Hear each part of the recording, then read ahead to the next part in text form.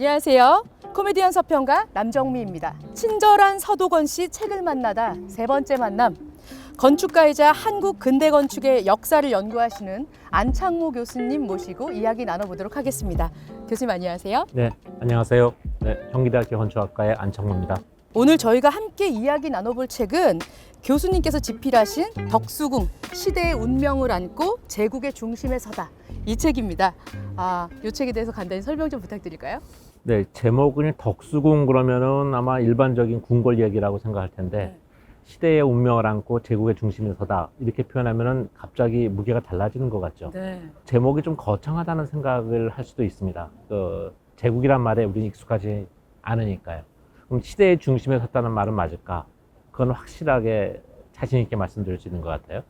우리나라의 운명이 바뀌는 그 정점에 바로 그 덕수궁이 위치하고 있기 때문에 그렇습니다.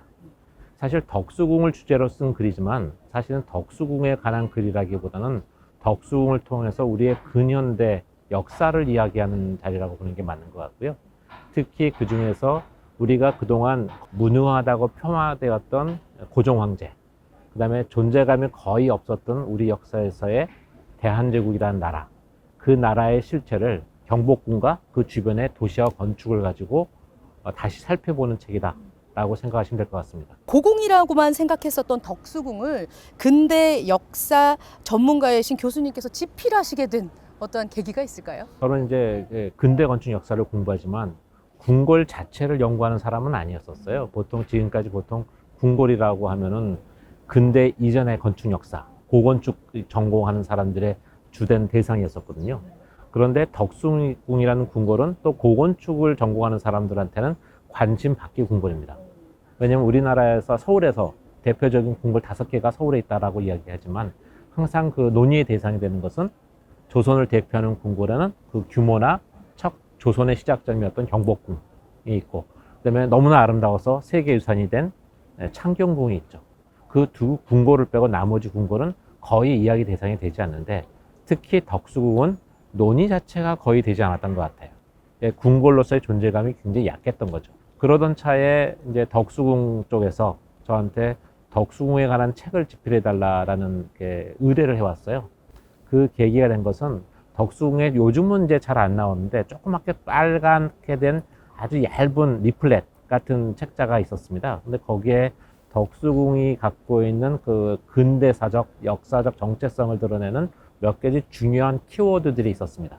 그러니까 예를 들어서 아까 시대의 운명을 안고 제국의 중심에 서다라고 했을 때 중화전을 제국의 얼굴 뭐 이렇게 표현한다든지 그런 것들을 보고 이 사람이 건축 역사학자인데 일반적으로 고건축 하시는 분들은 들여다보지도 않는 덕수궁에 대해서 뭔가 좀 다른 생각을 가지고 있구나라고 덕수궁 쪽에서 생각을 하셨던 것 같아요. 그래서 당시에 덕수궁 소장님께서 저한테 덕수궁에 대한 책을 집필을 의뢰를 했었습니다. 그래서 그러면서 사실은 우리의 근현대사를 덕수궁과 그 정동을 가지고 집필하게 된 거죠. 그럼 본격적으로 책 얘기에 들어가기 앞서서 일단 한국 역사에서 근대 이전과 이후를 나누는 어떤 기준점이 있는지 여쭤보고 싶습니다. 통상적으로 우리나라의 근대는 1876년에 강화도 조약부터다 이렇게 보통 학교에서 배웁니다. 사실 학술적으로는 정확한 정의는 아니고요. 학계에서는 많은 논의가 있습니다. 사람에 따라서 1876년이 맞다라고 하는 사람도 있고 1876년이 아니라 훨씬 더 그 뒤다, 아니다 그 앞이다 라는 많은 논의가 있는데, 저는 개인적으로는 우리의 근대의 시점이 개항이 아니라 고종이 즉위한 해부터가 우리의 근대의 시작점으로 보아야 된다라고 생각을 합니다. 그 이유는 흔히 개항을 언제부터 했다라고 하면 그 개항을 통해서 서양과 만나기 시작했다라는 것을 굉장히 중요한 계기로 삼는데, 냉정하게 말하면 1876년에 개항을 했지만 그 개항은 일본에게 부산항을 열어준 것에 불과하거든요. 우리가 직접 서구화가 만나기 시작한 것은 사실 1883년에 인천의 개항 이후부터입니다. 그러면 좀 맞지 않죠. 서양 문화를 직접적으로 대면한 것부터가 근대라고 하면은 1876년이라고 보는 것도 어렵습니다. 그러면 일본과 강화도 조약을 맺은 게 근대야? 좀 이상하잖아요. 왜냐면은 사실 개항이라는 것이 또는 근대라는 것이 우리의 큰 역사의 흐름을 바꿔놓는 큰 사건이었다고 하면은 그 결정적인 계기를 마련하게 된 중요한 주인공이 누구냐, 그 사건이 뭐냐 라고 했을 때 당시 세도 정치가 만연을 하면서 국가의 권위가 땅이 바닥에 떨어지던 시절에 그 당시에 외세는 조선한테 문호를 개방해서 우리 서로 교류하자고 장사하자라고 할 때거든요. 그때 즉위를 한 왕이 고종인 거죠. 그 고종은 그 이전의 왕들과는 다르게 우리가 개항을 해야 된다는 것을 인식하고 있었어요. 문제는 어떤 식의 근대적, 어떤 식의 개항을 하느냐가 당시에 고종과 조선이 당면한 과제였던 거죠. 세도 정치로 왕의 권위가 땅바닥에 떨어져 있고 나라 살림이 말이 아닌 상황에서 개항을 할 수는 없잖아요. 그러면 나라의 체제를 바로 세우고 왕권을 바로 세운 다음에 개항을 해야겠다라고 생각하는 게 굉장히 자연스러운 행위였을 겁니다.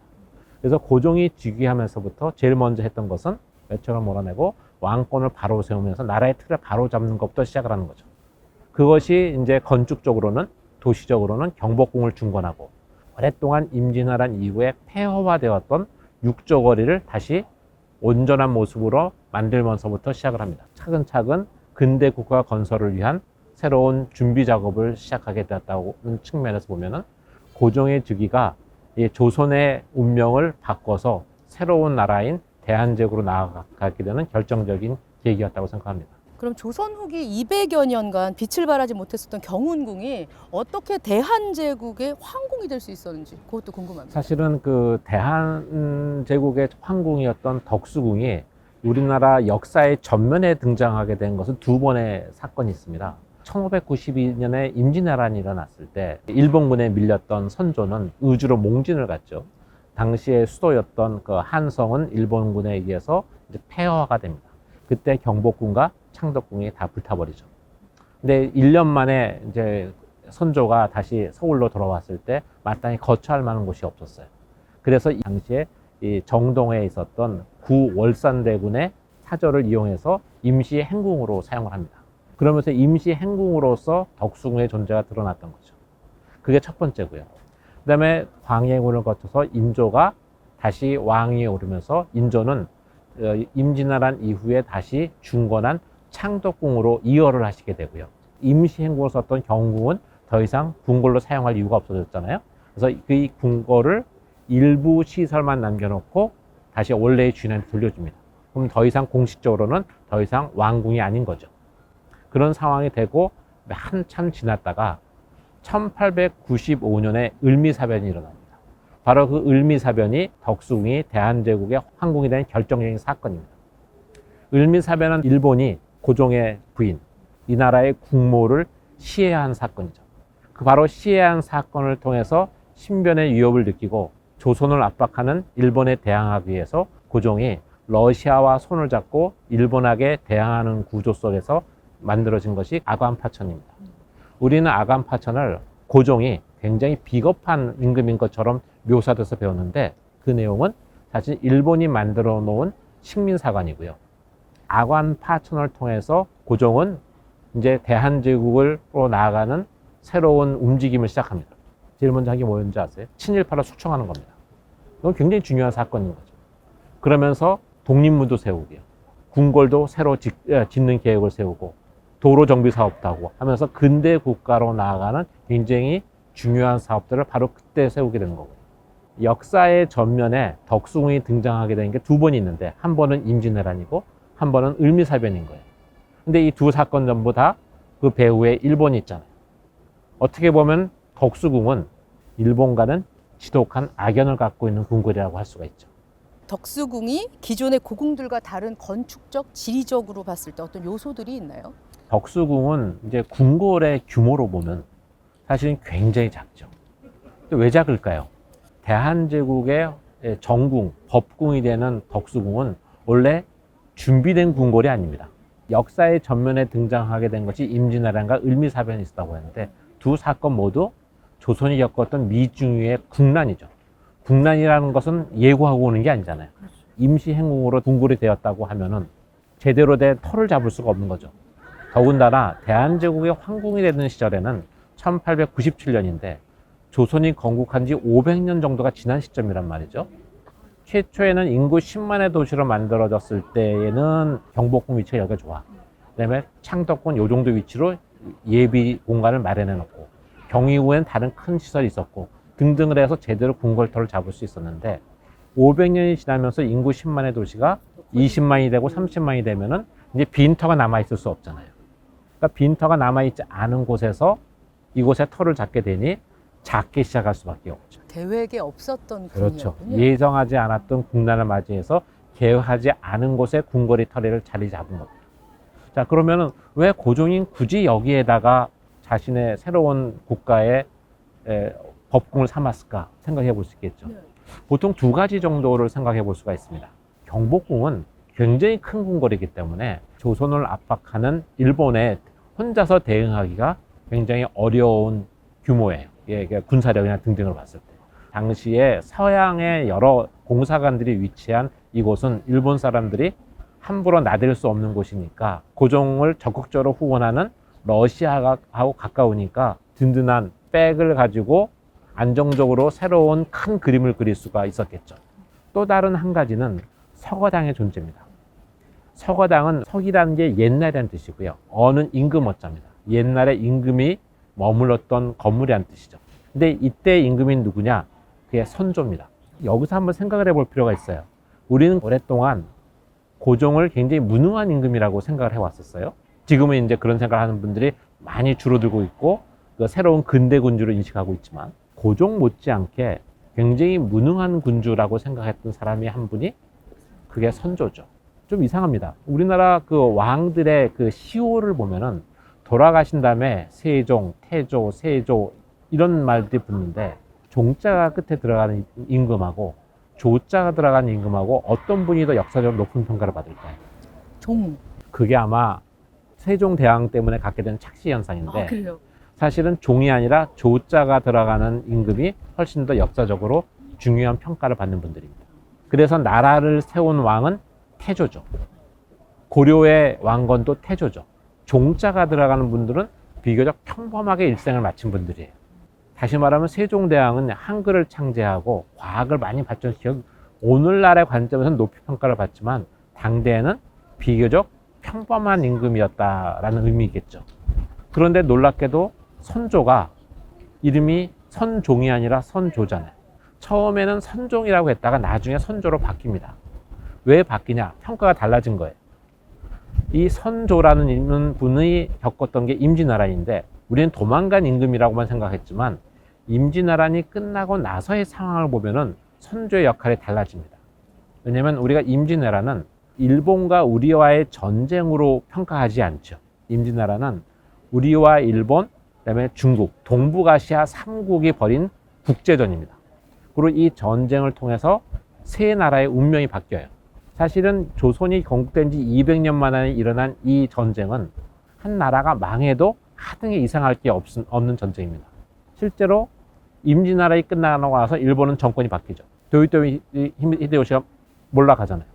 우리를 도왔던 중국도 명나라가 망하고 청나라가 들어서죠. 그 역사의 전개 과정을 보면 조선이 망해도 하등에 이상할 게 없는데 선조는 그 위기를 극복하고 다시 나라를 반석 위에 세워서 이후로 300년을 더 갑니다. 그럼 굉장히 중요한 역할을 한 거예요.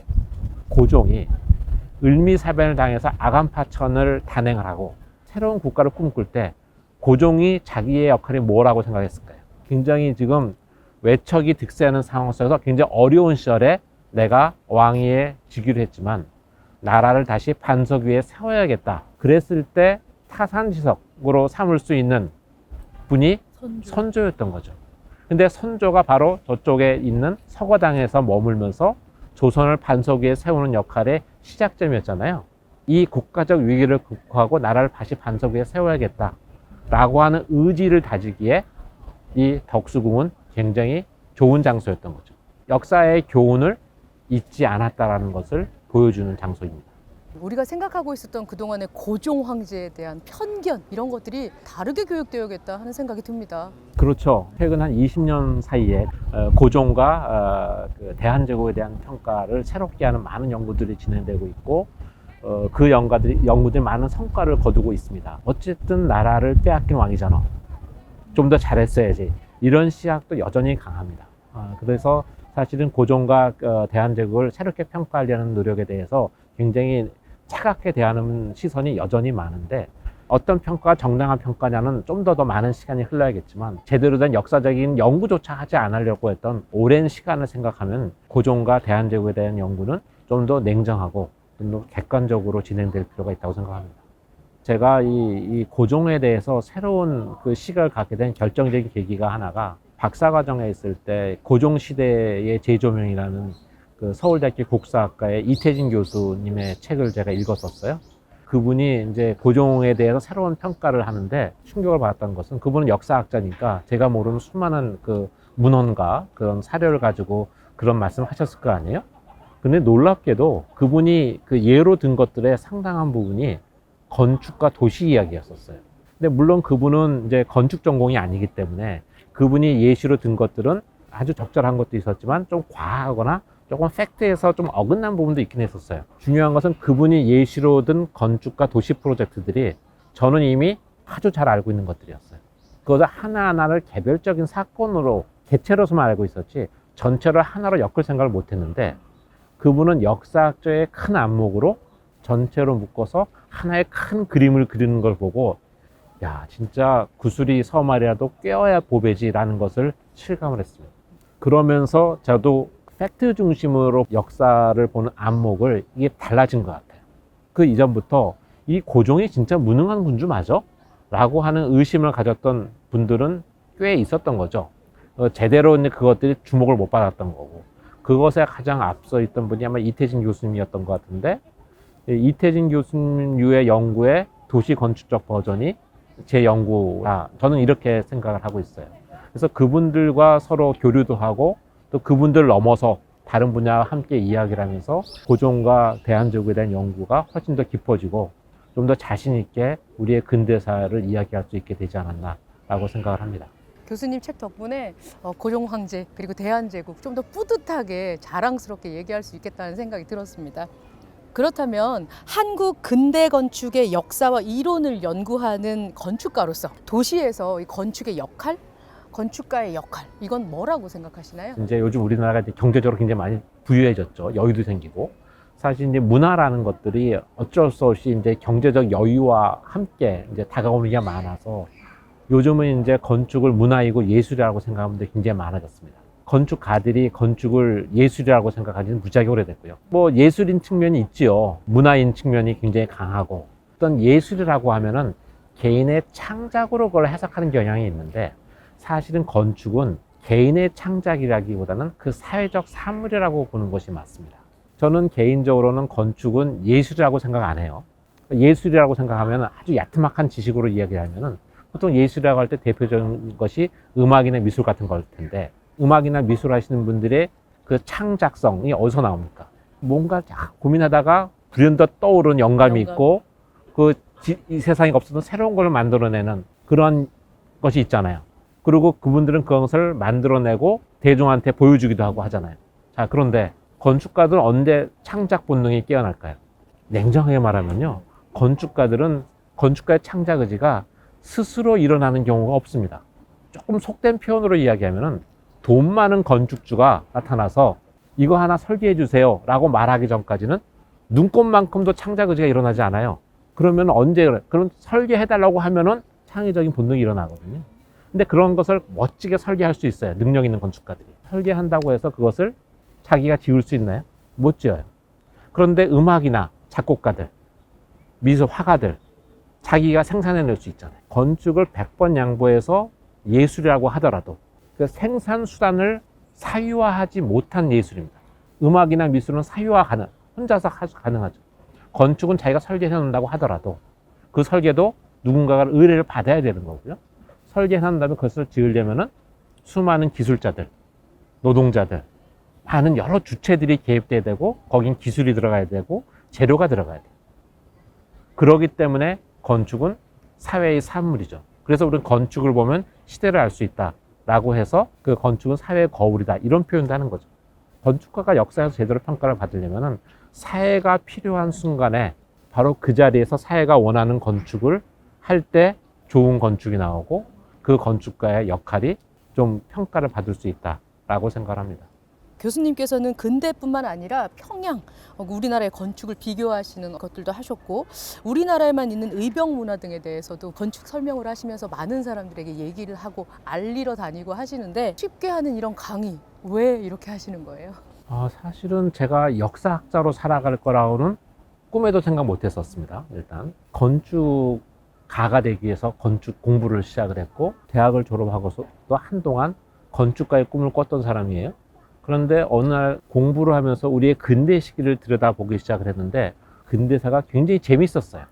그때는 어떠한 소명의식도 없었고요. 내가 건축가로서 살아가려면은 내가 사는 도시를 좀 더 잘 아는 게 내가 설계하는 데 도움이 되지 않을까? 라는 아주 막연한 생각으로 석사 논문의 주제를 잡았습니다. 그때 들었던 생각이 뭐냐면은 내가 지금 살고 있는 도시, 이 서울을 좀 알아야겠는데 오늘날 서울이 이러한 모습이 되는데 가장 결정적인 사건은 뭐였지?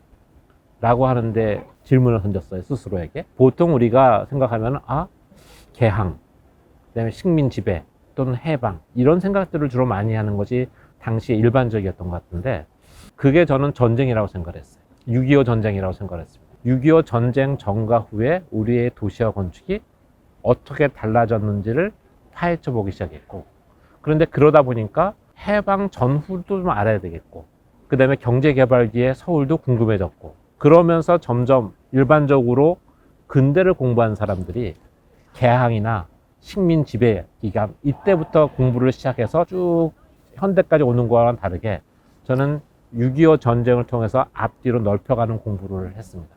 그러다 보니까 기본적으로 건축 역사를 보는 시선이 달라졌어요. 저는 건축 역사를 양식사로 보는 것이 아니라 사회사로 보는 관점을 가지고 있고 그리고 제가 대학교를 졸업하고 건설회사를 한 6년 다녔는데 건설회사를 다니면서 기술의 현장을 봤죠. 집이 어떻게 지어지는지를 봤고 재료를 봤고 그래서 기술사로서의 건축사를 보는 시선을 갖게 됐습니다.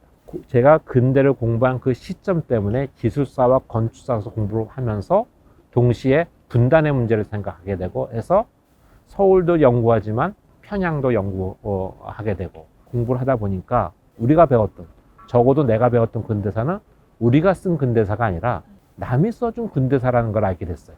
더군다나 그 남은 우리가 아주 본능적으로 미워하는 일본이 써놓은 역사를 마치 우리의 역사인 줄 알게 된 거죠.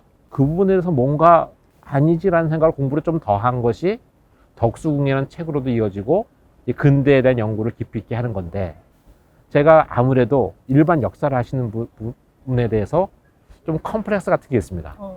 이게 부문사기 때문에 인문학자들이 이 역사는 제대로 하는 거지 이 공돌이가 역사를 해봤자 얼마나 알겠어 이런 생각이 스스로도 좀 있어요.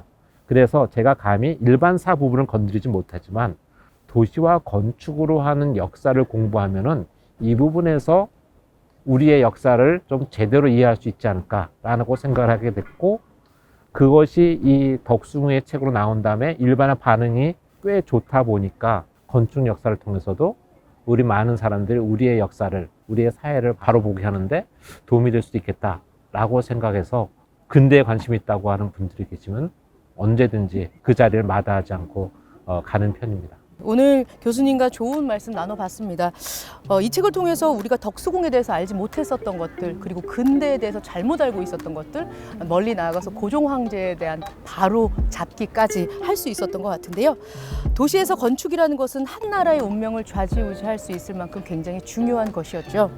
4부에서는 안창모 교수님과 박광일 역사 전문가 모시고 좀 더 깊게 덕수궁의 역사와 책에 대해 얘기 나눠보도록 하겠습니다. 오늘 좋은 말씀 감사합니다, 교수님. 감사합니다.